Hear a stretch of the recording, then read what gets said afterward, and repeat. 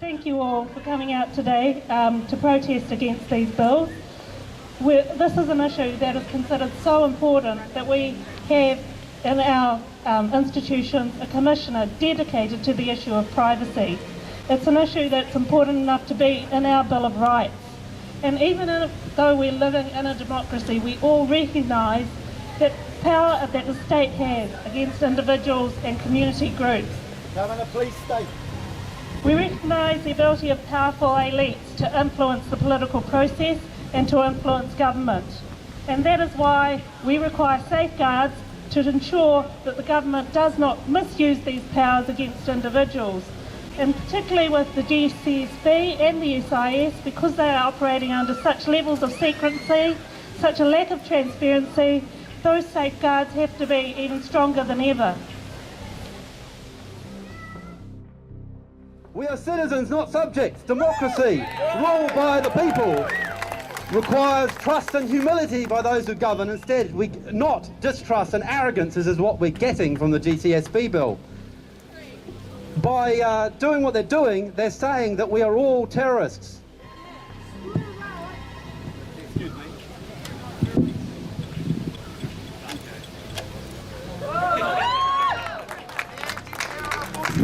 If you're a terrorist, my assistant here will stamp you now. You might as well do it now because the government has already decided you're a terrorist. So if you're a terrorist, get stamped as a terrorist over here.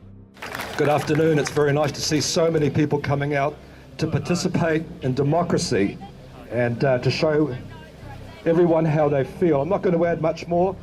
The Law Society and Dame Anne Selman have said everything that needs to be said. I've never seen such concern in our society on the larger playing field since the Springbok tour of the 1980s when the country went mad.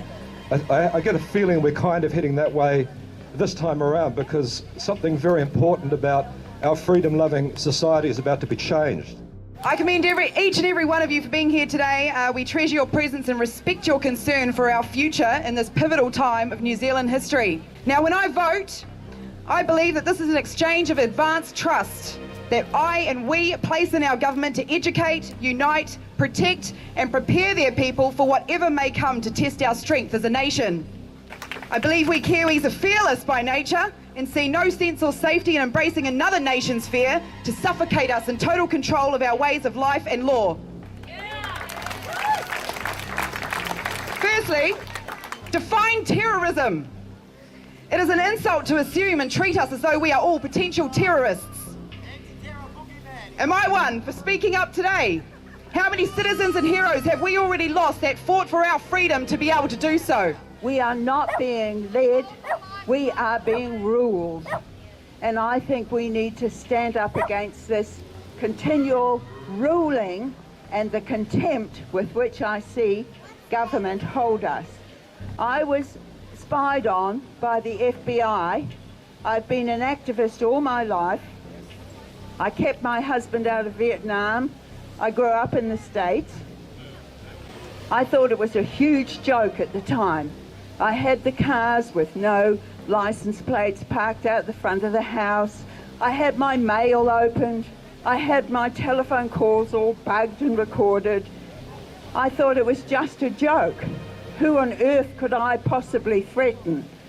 But I tell you what, it stopped being funny when I flew back out to New Zealand to look after my sister before she died, and I found that all my papers were pulled when I went to return to the US with my American son and my American husband waiting on the other side.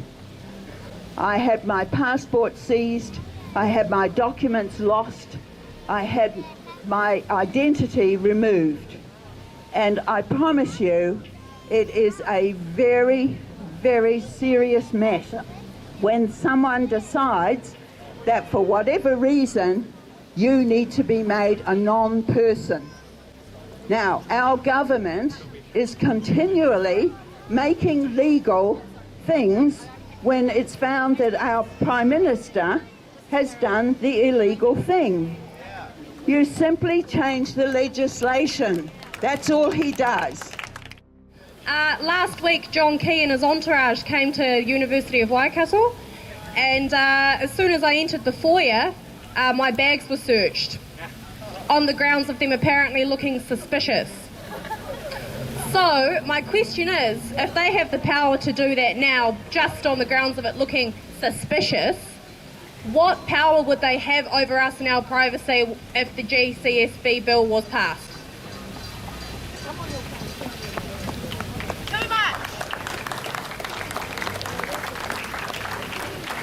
What's going on, actually, you know? And does anybody know how much per year of the taxpayers' money would be going towards sponsoring the GCSB Bill per year? Anybody? Any ideas? Millions. Millions. I'm not sure of the exact number. I have seen and heard apparently hundreds of millions. I'm not sure if that's blown out of proportion, but either way it would be millions, right? Don't we have better things to be spending our tax money on? Yeah, exactly. And also, in saying that, if they put that same amount of money to being more careful and finding other ways to apparently, you know, find terrorists and threats to society and the government, we wouldn't need that spying, right? They could be putting that same amount of money towards other things to avoid those things from happening that don't involve invading our privacy. Can't I have a cup of tea in privacy? Apparently not. So I'm just so proud to see the community coming and standing together today to support this cause and keep up the hard work, because we need to unite. Kia ora tātou I runga I te karanga o te rā. Tēnā koutou nau mai hara mai I runga I tēnei whenua o Waikato Tainui, tēnā koutou. I'm here because I'm a mother of 6 children and a grandmother of 1 and another grandchild to come, and I want a future that is different for my grandchildren. And I'm here as a descendant of Waikato and a descendant of Taranaki, who for 200 years had our land taken, confiscated under the Act of Rebellion, and we've been terrorists. I'm a descendant of terrorists for 200 years, and we've been fighting it for 200 years. And that poem at the beginning, when they came for you, well, they've come for you. They've come for the rest of Aotearoa because they've done what they can in terms of the Māori community. And I just got up today because no Māori speakers have been up, and I want to indicate that this bill and what's happening with this bill did not begin with the raid on $1 million mansion in Auckland. Let's get it right. It did not begin there. And the last acts of terrorism in this country were not 20 years ago. They were 5 years ago in Ruatuki, in Palmerston North, in Wellington. They were 5 years ago when all of those activists, not just Māori activists, peace activists, workers activists, were taken apart and pulled apart on October 15th, and the ones that were jailed were Māori and the husband of a Māori. Now we have to be really clear about this. This is a 200-year history of colonial oppression that is now showing itself in a right-wing neoliberal government oppression of all people in this country. And if we're thinking about the TPPA and Trans-Tasman partnerships and the free trade that's actually ripping off every single worker on this land, that are 99% of the workforce here, the only way that we're truly going to end that is through the treaty. The treaty is the only protection to stop that form of imposition in this country. So whether we like it or not, and whether people agree or not, the notion of partnership between Indigenous people and all people on this land is critical to moving forward to a land that's not about privacy. This is not about privacy. This is about social justice. This is about being just. This is about respect. It's about mana. It's about treating people with respect on this land. And that's all people. Because one thing the treaty does is it says that we will be good hosts to all people that come here. It also says that all that have come here will be good manuhiri. You will be good here too. So I needed to stand because I was starting to feel really unhappy that there hadn't been a Māori voice. And our people do feel marginalised in this movement. And we can't have that happening. I watched Annette Sykes in 1990 when she made one statement against the Crown around burning forests, and I watched her for years be stalked by every agency in this country. I watched the Crown attempt to pull her down and brand her everything you can be branded. And I want to say right now, she is an activist for the people. Honey's an activist for the people. Marama Davison, who stood for the Green Party, is an activist for the people, for all people, for social justice. So this bill is not only about now. What is happening now is a consequence of when the terror raids went to trial, they urgently rushed through a bill to allow them to use illegal surveillance. I don't care whether you like what Tami and them were doing. I don't give a shit, really. What I care about is whether you understand that in order to attempt to convict them, they rushed through a bill to allow illegal surveillance to be made legal in that court. Now, from this point on, that can happen to all of you, to all of your children, and to all of your grandchildren. And I certainly will not be allowing it to happen to my grandchild in the future. And just one more point. When we talk about the Bill of Rights as a way of protecting us, the Bill of Rights has no teeth. Let's be very clear about that.